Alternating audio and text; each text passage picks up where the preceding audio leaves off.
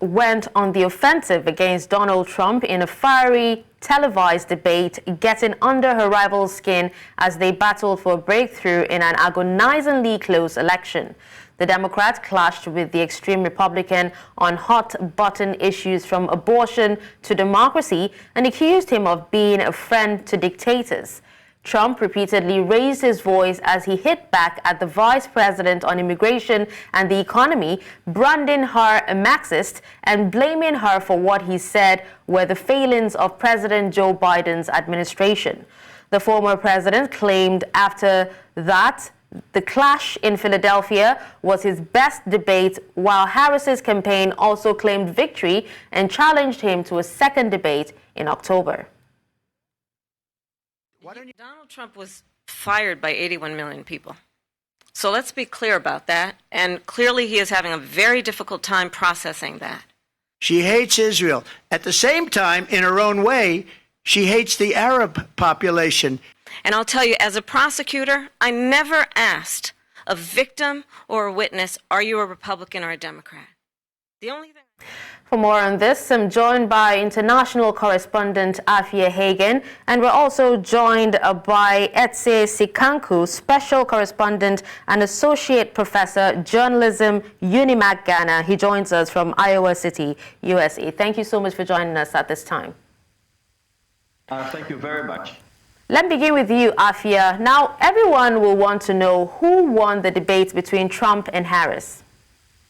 And that really is the question. Look, to define a winner, the winner is the one who has the viewers believing that they were the best person, that they had the authority and the credibility. And a snap poll that was taken just after the election, just after the debate, shows that 67% of those polled just after the debate thought that Harris had the advantage. Now, in the spin room, from people who I've spoken to who were in the spin room last night, the vibes, as it were that Harris really took the fight to Trump, managed to get under his skin, and this wasn't his best debate performance. He wasn't the Trump that we saw that was debating against Joe Biden, where he clearly won. He didn't lean into the moments where he could talk about immigration and talk about things that he has done that were positive. It was more about personal attacks. So it seems that Harris came out the victor. She did manage to get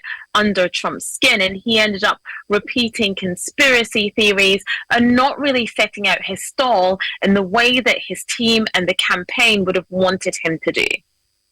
Right, so what were some of the standout moments from the debate? Afia, still on you. Yeah, there was quite a few standout moments from the debate.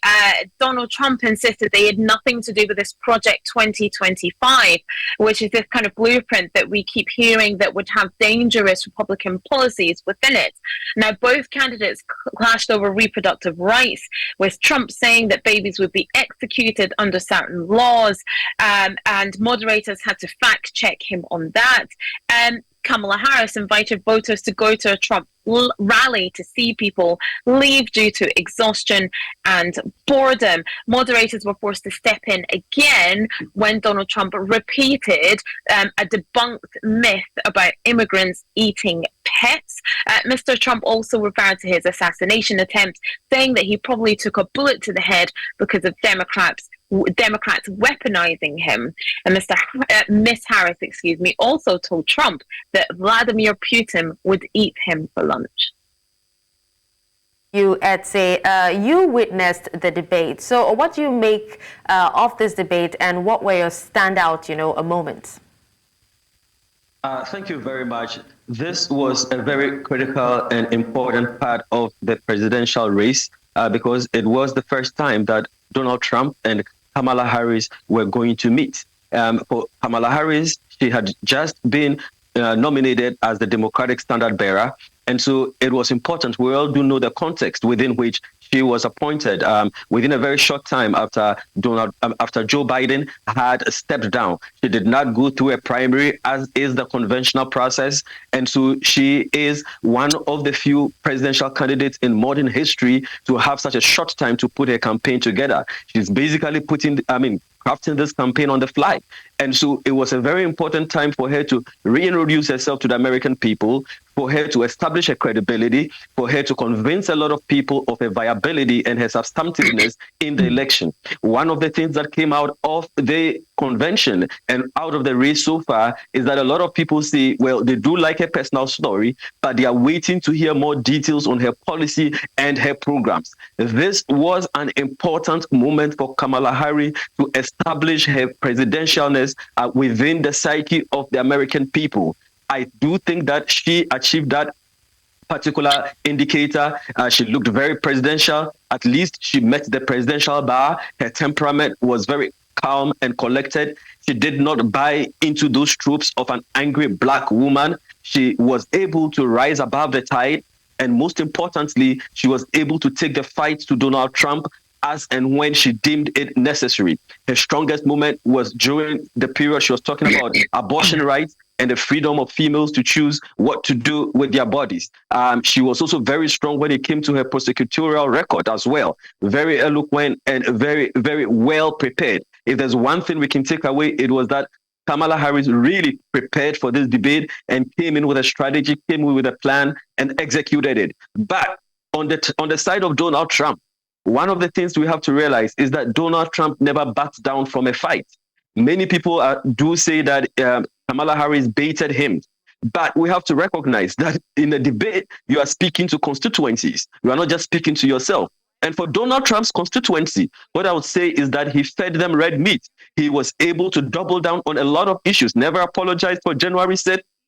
He did not back down on his comments on racism. He did not back down on his comments on immigration, saying that certain immigrants were eating the cats and the pets of people in America. He was very, very aggressive as he was. And I do think there are concerns about the civility and the intemperate nature of the language that is in the debate. One of the concerns that you would realize from this American debate was the level of viciousness and the level of polarization that existed in the political discourse that we saw in the debate. So Trump did not back down either and sought to have the very last words in this particular debate. Debates are defined by moments, and each presidential candidate has to leave the debate with a moment that makes an imprint on the mind of the audiences. For many audiences, this moment came when Kamala Harris was able to tell Donald Trump that he was a disgrace. He was able to call out Donald Trump on certain issues directly by looking out to his face. At a point, she said, "I am not Joe Biden." Those were really strong moments for Kamala Harris. Exactly. I seem to remember when he also said that she didn't have a plan and she was dependent on Joe Biden's plans. But sorry. Just to wrap up, but okay. And for Donald Trump, just to be fair, to balance it out, Donald Trump also had his moments, some of them quite nasty, but for the people who support him, this is the kind of rhetoric he has always used and to persuade his own voters. Okay. Well, thank you so much for that comprehensive perspective, Etse. We appreciate you for your time. And thank you so much, Afi, as well, for sticking around. And that's all at this hour. But before we go, let's take another look at some of our top stories. We told you that federal government opens IDP camps as flood submerges 70% of Maiduguri. We also told you that Nigerian army says notorious bandits Bello Turji will be captured soon. Finally, you heard that airport workers in Kenya down tools over new deal. Send your eyewitness report to the WhatsApp number on the screen. Do follow us on social media. We are at News Central TV. You can watch News Central live on DSTV channel 422, Star Times channel 274, Avo TV, and YouTube. Many thanks for watching. I'm Darshan Usman.